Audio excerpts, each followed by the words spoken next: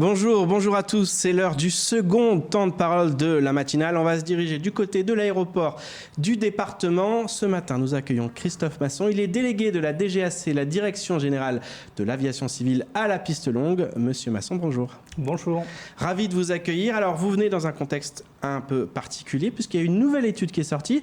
Avant de parler de cette étude sur les risques naturels, où en sommes-nous de la piste longue en ce mois de février 2022 et quelles sont les grandes étapes à venir? D'accord. Nous sommes aujourd'hui dans la phase des travaux préparatoires, c'est-à-dire on est déjà dans une phase de réalisation.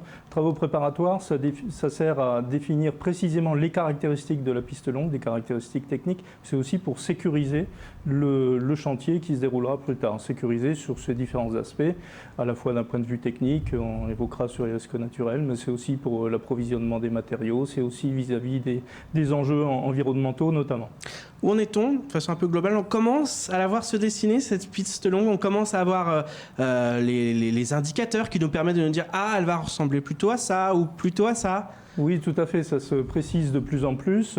Et nous mettrons d'ailleurs en ligne dans quelques semaines une simulation 3D de la piste où on verra véritablement les caractéristiques avec des vues diverses, y compris à partir du lagon, mais aussi à partir du littoral de Pamandzi. Comme ça, chacun pourra bien se rendre compte ce que va être en fait cet objet. Notamment dans l'objectif des consultations publiques, parce qu'on sait qu'il va y avoir une phase importante de consultation publique. C'est aussi pour ça que vous faites toute cette communication finalement autour du projet? Alors, pour tout grand projet maintenant, c'est la règle, c'est-à-dire qu'on se doit d'informer le public pour expliquer les grands choix qui sont faits au fur et à mesure du déroulement des travaux préparatoires. Ce sera la même chose pendant l'enquête publique et pendant les travaux, mais aujourd'hui c'est nécessaire d'expliquer par exemple pourquoi on va mettre la piste entre 7 mètres et 8 mètres de haut par rapport au niveau de la mer. C'est important que chacun comprenne pourquoi c'est fait comme ça. Alors on va en parler, effectivement, c'est tous les projets à plus de 300 millions d'euros il me semble. Il y a une concertation publique qui est obligatoire parce que c'est important, la piste longue elle est faite pour les Mahorais, c'est important qu'ils donnent leur avis finalement, qu'ils s'expriment sur les choix qui doivent être faits pour construire cet édifice, cette infrastructure tant attendue. Effectivement, c'est obligatoire pour les grands projets d'infrastructure, donc il y a en général une concertation préalable ou un débat public, comme sur la piste longue qui a eu lieu en 2011, mais après le débat public et avant l'enquête publique, qui se déroulera donc à l'issue des travaux préparatoires, il y a une obligation maintenant d'informer le grand public. On est, j'irais entre guillemets, surveillé par une garante de la Commission nationale de débat public. C'est une autorité indépendante qui vérifie qu'on donne bien les informations au grand public. Et mais pour nous, c'est aussi très sécurisant de donner ces informations. Parce que moi, ce qui m'intéresse aujourd'hui, c'est d'avoir les retours, effectivement, notamment des riverains. Les riverains de la future piste longue, mais aussi les riverains des lieux d'extraction de matériaux, comment on va faire les transports, ainsi de suite. C'est bien d'avoir les réactions maintenant, pour éviter les blocages plus tard. C'est un chantier titanesque. On peut peut-être rappeler qu'il y a un site internet, la piste longue, il s'appelle pistelongue.yt. C'est un site extrêmement bien fait, j'ai eu l'occasion d'y aller plusieurs fois. On y trouve absolument tout. Ceux qui sont intéressés par la piste longue peuvent s'y rendre en quelques clics et on voit où on en est. Et on voit aussi les différentes études qui ont été menées. On voit aussi le futur de cette piste se dessiner. Ça, j'imagine que cet outil il est extrêmement important pour vous. Cet outil il est important, c'est un des outils pour délivrer de l'information avec le public, ce n'est pas le seul. Donc on a aussi une page Facebook, on a aussi la Maison du Projet qui est là pour ça, pour échanger avec les personnes. On va aussi sur des marchés de grande terre pour échanger avec les personnes. Et ces outils sont quand même bien utilisés. Pour vous donner quelques chiffres, Maison du Projet et nombre de visiteurs sur les marchés, c'est plus de 400 personnes que j'ai pu voir aujourd'hui. Donc il y a vraiment une attente. Avec lesquelles vous échangez avec lesquelles j'échange sur plein de sujets très très divers, autour de la piste longue naturellement, mais des sujets très très divers. Et sur nos sites, effectivement, par exemple nos vidéos, on a plus de 35 000 vues quand même sur nos vidéos, donc c'est quelque chose qui intéresse, et tant mieux. Alors avant de parler de cette étude sur les risques naturels, un dernier mot, quand est-ce que cette consultation publique, cette enquête publique, elle doit être mise en place, elle doit être lancée? Alors, nous terminons les travaux préparatoires mi-2022, donc c'est proche, c'est dans quelques mois. Et ensuite, donc, on entame le processus d'enquête publique. Le processus, il commence par des consultations obligatoires. C'est notamment l'autorité environnementale qui donnera un avis sur le fond, chose qu'elle n'a pas faite encore pour le moment. C'était sur la forme davantage? C'était sur la forme la première fois, sur le contenu du dossier qu'elle attendait pour donner un avis sur le fond, cet été. Il y aura aussi le parc naturel marin qui doit donner un avis sur le sujet, et puis plein d'autres organismes qui doivent donner un avis. Ensuite, ce sera le public qui formulera son avis à travers une enquête publique avec une commission d'enquête qui sera mise en place. Alors parlons de cette étude qui vous amène ce matin. Alors c'est l'étude sur les risques naturels, la 4e étude. Elle a été menée, cette étude, entre 2020 et 2021. Qu'est-ce qu'il faut en retenir ? Alors, ce qu'il faut retenir, c'est, déjà sur Mayotte, il y a 4 grands types de risques naturels. Il y a les glissements de terrain, mais on n'est pas concerné sur le site de l'aéroport. Les 3 autres, c'est les séismes, les cyclones et les tsunamis.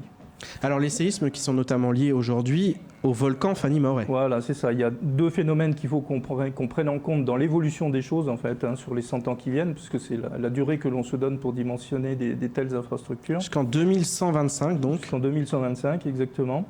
Donc, il faut qu'on tienne compte à la fois du réchauffement climatique et de ses conséquences, et puis naturellement de l'activité volcanique qui est apparue à partir de 2018 à proximité de Mayotte.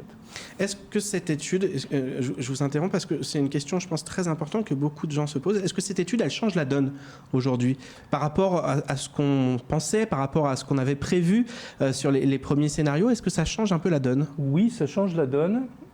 C'est-à-dire que surtout le volcan, en fait, le changement climatique, on le connaît déjà depuis un certain temps, et ça avait déjà été pris en compte, par exemple, sur la prolongation en 1995. Mais le volcan change beaucoup de choses. Ça ne veut pas dire que c'est infaisable, mais néanmoins, le site est plus contraint qu'auparavant. Le volcan, qu'est-ce que ça a comme conséquence? Première conséquence, c'est qu'on a quasiment des séismes en permanence. On ne les ressent pas, mais on les a constamment. Pour nous, c'est important de le savoir. Et notamment, on est allé voir le platier, c'est-à-dire la plateforme sous-marine qui va supporter la piste, savoir si elle va résister dans le temps du fait de ces séismes. Sachant qu'elle risque d'être posée sur de la matière un peu mouvante. C'est ça qui pose aussi problème. Ce qu'on a vu, c'est qu'il y avait du sable, des blocs de sable en fait bien compacts, mais qui peuvent se désagréger sur des séismes de magnitude supérieure à 6. Donc ça veut dire, première conséquence, ces sables-là, il faut qu'on les retire ou qu'on les remplace par d'autres matériaux, ou alors qu'il faut qu'on les consolide. Ça, c'est une première conséquence du volcan. Deuxième conséquence du volcan, c'est l'affaissement de l'île. L'île s'est déjà enfoncée. La subsidence, c'est ça. L'île s'est enfoncée de 19 cm depuis 2018. Pour le moment, c'est stabilisé, mais on prévoit aussi, en tout cas les spécialistes prévoient que ça se poursuive encore dans le temps. Et donc, alors, j'ai noté par rapport à ça 59 cm d'ici 2025, donc c'est tout proche, c'est au moment du début des travaux. 2,28 m d'ici 2125. Aujourd'hui, on est à 2,20 m au nord, au niveau de la piste. On voit cette image. L'objectif, c'est d'atteindre 8,8 m au sud et 7,50 m au nord. Oui, alors... sur le niveau d'eau, l'évolution du niveau d'eau jusqu'en 2125, c'est effectivement 78 cm d'enfoncement de l'île. On a déjà des 19, mais il y en aura encore, donc ça va faire 78 cm. Et à ça, il faut rajouter 1,50 m qui est simplement lié au changement climatique. La montée des eaux. La montée des eaux. Donc tout ça, ça fait 2,28 m effectivement à l'horizon 2125. Aujourd'hui, le niveau de la piste actuelle, il est à 2,70 m au nord. Et aujourd'hui, après l'enfoncement qu'il y a eu, on constate quand il y a des gros coefficients de marée et à pleine mer, il y a de l'eau sur la piste. Ça, c'est le constat que l'on fait aujourd'hui. À l'extrémité sud, ce n'est pas le cas puisque la piste est déjà à plus de 7 mètres. Nous, l'objectif, naturellement, c'est que la piste elle soit exploitable tout le temps et sur une longue durée. Donc ça veut dire qu'il faut qu'on se mette au-dessus du niveau moyen de la mer, mais pas seulement. C'est le niveau moyen de la mer, mais aussi il faut qu'on se mette au-dessus à marée haute. Et en plus, en tenant compte, par exemple, de la houle supplémentaire qu'il peut y avoir quand il y a des vents un peu forts. Donc du coup, on arrive effectivement à des hauteurs qui sont assez imposantes, de 7,50 m au nord et 8,80 m au sud pour la piste. Alors, j'ai une question qui va vous paraître sans doute naïve, mais comment on fait pour rejoindre l'aérogare quand on a une piste qui est surélevée à 8,80 m d'un côté et 7,50 m de l'autre? Parce qu'on ne pourra pas prendre un toboggan, il faut bien la rejoindre, cette aérogare. On le voit sur cette image, on a effectivement une piste qui permet de rejoindre la piste actuelle, mais un avion, il peut pas descendre, il doit être sur du plat. Comment on fait? Alors, il est jamais sur du plat complètement. D'ailleurs, il peut y avoir une petite inclinaison. Sur la piste actuelle, entre le nord et le sud, vous avez 5 mètres d'écart. D'accord. Vous ne le voyez pas, mais il y a 5 mètres d'écart. Ce sera la même chose en fait pour le taxiway, c'est-à-dire la voie de circulation pour les avions entre la future piste et l'aérogare. Là aussi, il y aura une pente qui ne sera pas perceptible, hein, mais qui existera et qui permet de récupérer les niveaux. Sur l'aérogare, parce que c'est aussi une vraie question, est-ce qu'il va falloir le reconstruire aujourd'hui? Parce qu'on le voit, les risques naturels, il y a cette augmentation du niveau de l'eau. Est-ce qu'on ne risque pas, à terme, d'avoir un aérogare qui soit submergé, tout simplement? Alors, sur du très long terme, oui. Dans nos simulations qu'on a mis à disposition sur notre vidéo, on voit bien que l'aérogare est concerné, mais c'est à l'horizon 2125. La durée de vie d'un bâtiment, en général, c'est 50 ans. Hein, c'est ça qu'on se donne. Donc, d'ici là, il sera peut-être reconstruit, adapté, en tout cas. Donc, à un moment donné, mais ce sera peut-être dans 50 ans, il faudra, prévoir un niveau un peu plus haut. Tout rehausser, finalement. Tout rehausser, voilà, c'est ça, tout à fait. Vous parliez tout à l'heure de la digue, et lorsqu'il y a une digue comme ça, il faut la protéger, notamment à travers une carapace de protection. De quoi sera fait cette carapace? Alors, la carapace, elle est constituée d'enrochements, soit naturels, soit artificiels, hein, mais surtout à l'extérieur, ce qu'on appelle des acropodes, c'est des espèces d'objets en béton à 6 pattes qui sont entremêlés et qui, du coup, protègent toute cette digue. Alors, l'une des conséquences du nouveau volcan, c'est qu'on peut avoir des tsunamis qui sont liés à des effondrements en fait, sous-marins, mais qui créent du coup des tsunamis bien plus forts que ceux qui pouvaient imaginer auparavant, qui venaient d'Indonésie ou du Pakistan. La première conséquence de ça, c'est que la protection de l'extension qui a été faite en 1995 devra être remplacée. Elle était dimensionnée pour les cyclones et c'était avec des objets de 2,5 mètres cubes. Avec le volcan, maintenant, il faut passer à 16 mètres cubes. Alors j'ai vu qu'il y a même plus de 40 mètres cubes pour certains. Dans le scénario numéro 1, c'est-à-dire celui où on prolonge un peu la piste encore vers le sud dans le lagon, cette partie-là, il faudrait la protéger avec des objets qui font 44 mètres cubes. Est-ce que du coup, ça veut dire que ce scénario, il est en train d'être... Ce scénario, alors 44 mètres cubes, techniquement, c'est pas réalisable. C'est énorme. Hein, donc, ce que vous nous dites, c'est que finalement, c'est le scénario 2 qui va être retenu pour cette piste longue. De plus en plus, on se dirige effectivement vers le scénario 2, parce que dans le scénario 1, ça veut dire que l'extrémité sud ne peut pas être protégée des vagues les plus importantes. Ça veut dire que ça peut être emporté. En cas de gros tsunami, ça pourrait être emporté. Donc finalement, c'est ce dessin, c'est cette piste-là qu'on devrait avoir. On est plutôt sur ce dessin. On a encore quelques éléments à finaliser sur le sujet, en particulier les impacts environnementaux. Mais là aussi, je dirais que ça va se diriger plutôt quand même vers le scénario 2, parce qu'une extension vers le sud est bien plus impactante pour le fonctionnement en fait, du lagon que pas d'extension vers le sud. Alors, c'est vrai que là, on voit un rehaussement de 8,80 m. Quand on voit ce qui s'est passé avec Batsira, il y a un cyclone qui est passé quand même à 160 km de l'île de la Réunion. Il y a eu des vagues jusqu'à 10 mètres.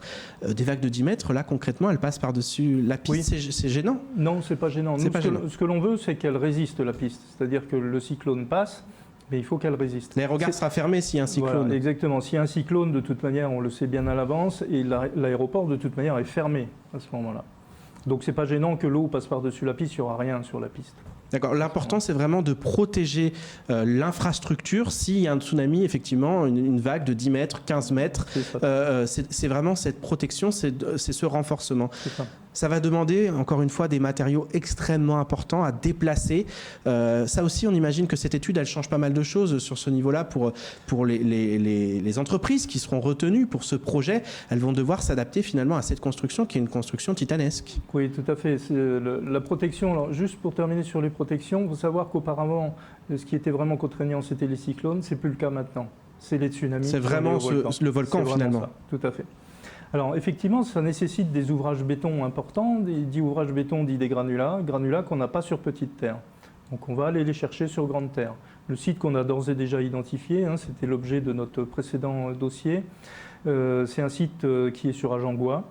Et maintenant, on réfléchit à l'organisation du chantier, surtout le transport des matériaux. Notre objectif, c'est de transporter les matériaux sans utiliser le réseau routier existant. Donc on partirait d'Ajangois avec éventuellement des barges qui prendraient le matériel du côté de la carrière d'Ajangois et qui l'amèneraient jusque sur la piste. Oui. Alors il faut savoir que le site d'Ajangois, il est pratiquement contre le lagon, hein, il est vraiment à proximité. Et donc en fait, exactement, on regarde aujourd'hui pour qu'il y ait de nouvelles liaisons maritimes, finalement entre Grande Terre et Petite Terre, plus spécifiquement entre Ajangois et puis Petite Terre. Après, c'est des équipements qu'on va réaliser qui, si on les conçoit de manière intelligente avec les autres acteurs, pourraient être utilisés après pour d'autres usages de liaison entre Grande Terre et Petite Terre. Oui, parce que là, c'est pas le projet de la piste longue. Là, si on doit créer effectivement une sorte de quai pour amarrer un navire, là, on n'est pas dans le projet de la piste longue. Il faut aussi que d'autres acteurs, les communes, les collectivités, construisent ces édifices. Oui, alors ça sera construit dans le cadre de la piste longue. Ça peut être utilisé après. Dans tous les cas, au départ, c'est des équipements qui sont un peu spécifiques quand même pour le transport des matériaux, qui peuvent être adaptés facilement après pour d'autres usages. Et puis éventuellement pour d'autres constructions que la piste longue à terme, si on a d'autres projets comme ça qui voient le jour. J'avais une question aussi qui portait sur le coût, parce que c'est vrai qu'on disait est-ce que ça change la donne, vous nous avez répondu oui. Est-ce que ça change le prix finalement ? Oui, ça va changer le prix. Alors, je ne peux pas vous donner l'ordre de grandeur pour le moment, mais quand on passe de protection qui faisait 2,5 m3 à 16 m3, forcément, vous voyez bien que ça va changer quelque chose au niveau du coût. On est en train de l'évaluer. Ça sera, je dirais, le dernier opus de notre dossier qui traitera de toute la socio-économie et donc des coûts que génère des coûts et des avantages aussi que génère le projet. Avec le plan de financement, où est-ce qu'on en est justement du plan de financement? C'est quelque chose de très important. Sur le financement, tout se met en place au fur et à mesure en fait. On a démarré avec ce qui était inscrit au contrat de convergence. Il y avait un crédit d'études qui était partagé entre l'État et le département. Au fur et à mesure des études, il y avait besoin des travaux préparatoires, il y avait besoin de plus de crédits. Ça a été mis en place. Il y a eu un complément du département, un complément de l'État, et donc tout se mettra en place en fait au fur et à mesure des besoins de l'opération. Est-ce que aussi ce scénario 2 qui est en train de finalement d'être adopté au fur et à mesure des mois, est-ce que ça change aussi la donne sur le début des travaux? Est-ce que finalement ils vont être repoussés avec cette étude qui vient de sortir, ou est-ce qu'on reste sur le même ordre d'idée, c'est-à-dire un début des travaux sans doute autour de 2025? Avant 2025. 2024 peut-être? Oui, enfin, on était plutôt sur fin 2023, c'est-à-dire fin des travaux préparatoires, mi-2022, processus d'enquête publique qui nous amène en 2023. Non, le choix du scénario ne change pas le calendrier, ça n'a pas de conséquences. Il faut qu'on termine nos travaux préparatoires, ça c'est important. On doit tenir compte du fait qu'on a des contraintes supplémentaires sur ce site. Voilà, on les voit, notamment avec l'activité volcanique qui existe. Et on devra suivre ce sujet-là, je dirais, pendant toute la vie de l'ouvrage, parce qu'on a des hypothèses aujourd'hui. Il faudra qu'on voit comment ça évolue effectivement dans le temps. Voir si c'est bien conforme à nos hypothèses. Alors, Monsieur Masson, il y a une question qu'on vous pose à chaque fois que vous venez, et je vous la pose à nouveau. Est-ce qu'elle va voir le jour, cette piste longue? Est-ce qu'on a l'impression qu'il y a des études qui se rajoutent et ça nous fait peur parce qu'on se dit, mais est-ce que finalement, on ne va pas nous dire, ah ouais, mais non, là, finalement, on ne peut pas la créer parce que, vous voyez, rehausser à 8 mètres, faire venir des pierres de plus de 10 mètres cubes, c'est pas possible. Est-ce qu'elle va voir le jour? Oui, mais on est en train de définir les caractéristiques précises du projet. On n'est plus à se poser la question de l'opportunité, est-ce qu'il faut faire, est-ce qu'il ne faut pas faire. C'est plus ça le sujet. Là, on est en train de définir précisément et il faut qu'on dise à tout le monde, et notamment les riverains, par exemple de Pamandzi, il faut qu'on leur dise voilà comment va être l'ouvrage. C'est important. Il ne peut pas y avoir une petite pierre dans la chaussure à un moment, dire ah mais non, mais là on vient de se rendre compte que finalement c'est pas possible. Dans l'élément qui a beaucoup changé par rapport à il y a 10 ans, au moment du débat public, c'est l'activité volcanique. Ça, c'est très clair. Voilà, on l'a étudié, on a fait la démonstration que c'était faisable, en particulier sur le scénario 2 avec une protection suffisante. Voilà, donc c'est faisable. Donc c'est pas ça qui va bloquer le déroulement de l'opération. On a parlé des étapes tout à l'heure, mais on va y revenir avant de conclure ce temps de parole. Là, qu'est-ce qui va se passer là, dans les toutes prochaines semaines? D'ici le mois de juin, qu'est-ce que vous allez faire? Alors, on traite les sujets. Un autre enjeu, c'est les sujets environnementaux, à la fois sur le lagon, mais aussi sur la partie terrestre, là où il y aura des extractions de matériaux. On a tout début mars une nouvelle réunion avec le comité de suivi des études écologiques. C'est un comité qui regroupe l'ensemble des associations de protection de l'environnement de Mayotte, avec qui on travaille depuis le début des travaux préparatoires sur les aspects environnementaux, pour expliquer comment on a fait le relevé des espèces, ainsi de suite, tous les inventaires. Les impacts, et la prochaine fois, on compare les scénarios en termes d'impacts environnementaux et suivra la définition de ce qu'on appelle les mesures d'évitement, de réduction ou de compensation des impacts. Et tout ça, on le fait avec les associations environnementales.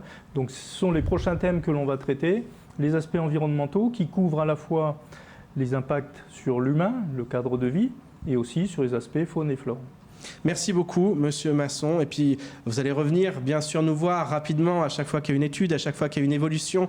Vous venez sur notre plateau. Merci d'accepter à chaque fois notre invitation. Merci à vous. C'est la fin de ce temps de parole. Tout de suite, la suite de nos programmes.